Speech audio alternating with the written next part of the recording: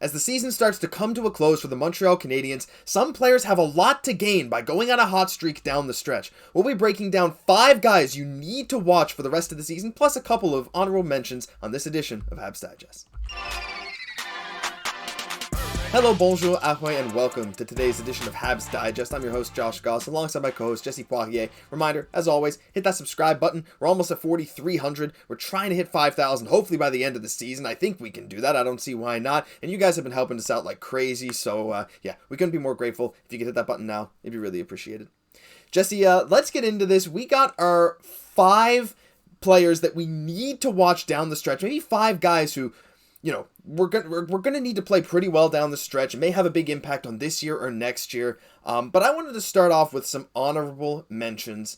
Before we get into the list, we got a couple guys on our mind, and Jesse, I'll let you pick which one you wanna start out first talking about. A couple of guys that may have some opportunities to up their trade value for the Habs as the season goes on. Jesse, you wanna take away with one of our 2 honorable mentions?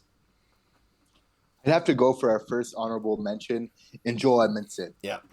Now we know he's a great NHL defenseman, great playoff type of player, just not exactly fitting, kind of the age of our young team right now, as well as kind of the direction that we want to go with our defense. Nothing personal, but first mention goes to Joel Edmundson. I think that's fair, and I don't think there's a ton that we can really garner from Edmundson down the stretch. Everyone knows who he is, what kind of player he is. His performance has been consistent his whole career, so he's not really a guy you need to watch. He's a guy maybe in the offseason, and even during the trade deadline, we needed to keep an eye on because we thought he might be moved. But he's the first honorable mention just because he might gain a bit of trade value as the season goes on. And Jesse, the second guy in a similar vein, guy who's been in a lot of trade talks around the trade deadline, maybe in the offseason, and that's Josh Anderson, a guy who has really been trying to get back to his 25-plus goal form that he had in Columbus. He's starting to get there, and I think that he could really make a case for himself to be a hot trade piece this summer if he has a good end stretch to the season. What do you think? It's very true, very true. And I think Habs fans are torn 50-50 of whether we want to keep him or trade him. I think a lot of Habs fans want to keep him, but if the right trade is if the price is right, so to speak, we would pull the trigger on that. Yeah, and it was tough to cut these guys because realistically, I'm sure a lot of you guys would have maybe both these guys in the top 5 guys you want to watch, but we have some interesting angles we want to take. And Jesse, let's just get right into it here. We're not going to spend too long on every player, but the first guy we want to talk about is everyone's favorite, Raphael Harvey Pinard.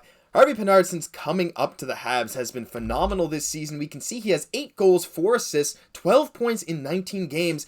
And Jesse, I don't think he shows any signs of slowing down. The thing with Harvey Pinard, as with a couple of other guys we'll get to on this list, he's a restricted free agent at the end of the year, and his UFA year, so when the Habs can't have him as an RFA anymore, is 2025. So he's going to try and up his salary, but he's got a $787,000 qualifying offer, which I don't think he'll take at this rate with his first line play and his performance. So you got to think that as the season goes on, he's going to want to really prove himself to ink maybe a multi-year deal to be a staple in the Habs lineup, right?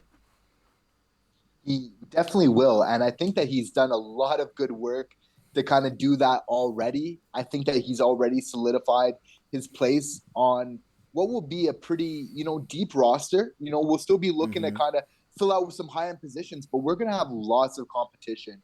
So for him, finishing off the season strong, continuing his strong body of work, as we saw last night, getting really nice goal going to the front of the net, as we're used to seeing right now from RHP.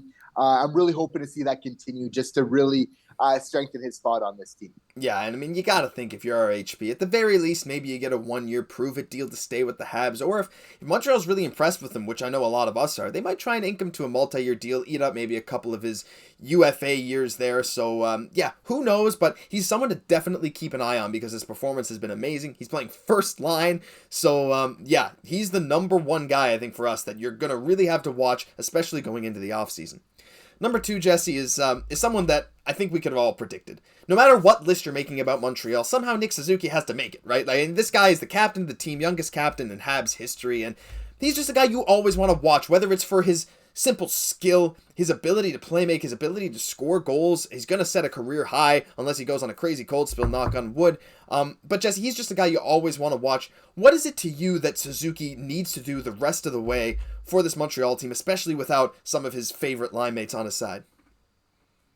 Just continue to finish off strong. If he finishes off this year with his highest level point totals, I think that would be great. But I know one thing that you and I, Josh, have kind of talked about before is we want to see him shoot the puck a little bit more. And I think in the future, we're going to watch, Nick Suzuki's point production go up. But I think we're going to start to see his goals, from his goals portion of that increase very much, dramatically, because this guy's got an amazing shot. All he needs to do is start ripping it a little bit more, and we'll start seeing him getting all those points with 30-goal seasons to boot. Yeah, I think it's a good point. And the thing with Suzuki, we've all said, you got to shoot the puck, you got to shoot the puck. And there have been some games during some not so great losing streaks for Montreal where Suzuki's looked like maybe he hasn't been giving his full effort. I don't want to make that accusation, but there's some games where he looks slow. He's a little more invisible than others. And hopefully as the season goes on and the games, you're further out from a playoff spot, you're closer to the off season, I think, to me, that's a time where Suzuki can step up, really just say, you know what, it's fine. I got my money, but I need to prove I'm a goal scorer too. Just San Luis, just fire some shots, Nick. Get your goal total up, get your point total up. And like you said, if he can set a career high points with this roster, it'd be super impressive. So keep an eye out for Nick. Jesse, I'll let you start with number 3 here. Number 3 is the guy the Habs just acquired for Evgeny Dadonov, and that's Denis Gurianov. Gurianov, the new acquisition to Montreal, has just 1 goal in 4 games played, and I don't even think touched the ice in the third period of their last game against Vegas. What are your thoughts on Gurianov and what he needs to do going forward the rest of this season as a pending restricted free agent himself? Just doing the same things he's been doing so far, and that's skating hard and shooting lots. And those are 2 things that definitely this team could use a lot of. What's great is that Kent Hughes has mentioned recently that they do want to have him part of the long-term plan. And, it's got to feel great being Denis Gurianov, again, having this vote of confidence. He has to be so happy with his time in Montreal already, with Marty St. Louis just giving him that fresh slate. And then Kent Hughes, also saying that we've looked at this player, we feel like he has some potential, and we want to really try and unlock that here in Montreal. So I think, really he's got the rest of this season to just showcase, his skills, kind of a tryout, just to kind of for next season of where he's going to be on this lineup, because it's looking like we definitely want to keep him around. Yeah, that's for sure. And the one thing I'm not sure they're going to want to do is sign him to a 1-year deal, unless he just accepts the qualifying offer. But $3 million for Denis Gurianov based on his current performance is maybe fair, projecting to next year. The problem is he loses his restricted free agent status next year. So if Montreal signs him to a 1-year prove-it deal, he's allowed to walk in unrestricted free agency. So I think if Montreal likes his performance down the stretch enough, which just goes to show he's a guy you really need to watch because he has a ton to prove this year, Montreal could sign him to a multi-year deal. I think that's very possible, maybe a 3-4 year deal at a decent price tag if Gurianov accepts it. Otherwise, they might not have a choice but to walk him into free agency. So that is something that you're going to really have to pay attention to. Jesse, our penultimate player, Sam Montembeault, a guy that everyone loves to talk about, the goalie who has sort of taken over, maybe not the number 1 spot from Allen yet, but has proven time and time again, especially with advanced metrics, goals saved above expected, that he's one of the better goalies in the NHL, despite maybe the not so flashy numbers here. And we got him for $1 million next year. That's it. But Jesse, I think the big question for him is, can he do enough down the stretch to prove himself as the number 1 option going into next season over Jake Allen? I think he can. And just because he's been doing it all year, and we've seen that it's been a little bit of tough love from Marty, that even though he's been playing so good, he hasn't just outright given him that number 1 position, where I think a lot of coaches in the NHL might have been tempted to do that, given Samuel Montembeault's play of late. But I'd really like to see him just continue it off. And I think if he's doing what he continues to do, all depending on what kind of happens with the offseason or goalie situation, but there's a really high chance that that he's our number one going into next season. And at that price tag, it wouldn't surprise me. I mean, Jake Allen, I'm sure he'll be in fairly high demand for some other teams. Monty maybe as well. I mean, that $1 million hit for a guy on who can be a starter on a good amount of teams, but at the very least is a very, very good backup. Teams might come knocking for him, but I think for him, he has a lot to prove this year. Maybe more so next year, because he's on that last year of a $1 million deal, and he'll really want to go forward. But hey, if he really proves himself down the stretch and could be the number one goalie going into next year, maybe an extension is on the horizon, so keep an eye out. Final player, Jesse. Do I not have the thing here? No. Oh no, it didn't load in. Well, the final player, I guess I can't make 5 of these, but the final player is our boy, Jesse Ylönen. A guy who spells his first name the same way as you do, Jesse. This guy has been playing very, very well for Montreal as of late. Some people aren't too high on him. I personally think he's been playing really well. 9 points in 22 games. Ylönen is a restricted free agent as well, so another guy Montreal would have to sign. But I think he has a lot to prove too. At the same time, Jesse, he's not a UFA until 2027, so Montreal can play around with some prove-it deals.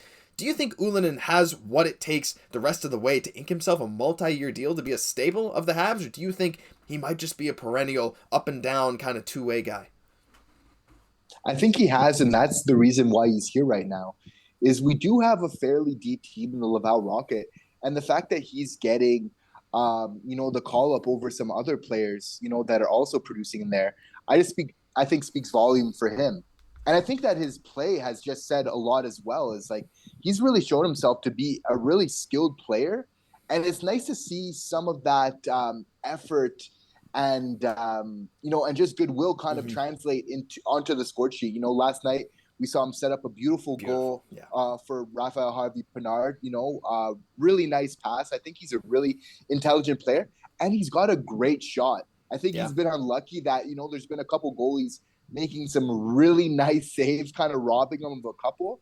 But I think Jesse Ylönen is a player with a lot of potential for the Montreal Canadiens. Yeah, I think so too. And of course, Montreal's going to have a bit of a logjam at forward if a lot of players end up being healthy, with Slafkovsky coming back, Caufield coming back, question marks around Monahan, question marks around whether Chris Tierney will be back. Paul Byron, probably not going to play again, but you see still a guy, Brendan Gallagher, will be healthy again. There's so many guys, so many question marks, and there's so many guys we couldn't even talk about in this video with the likes of Mike Hoffman, Jonathan Drouin, where I feel like even a good performance the rest of the way isn't going to change their long-term outlook.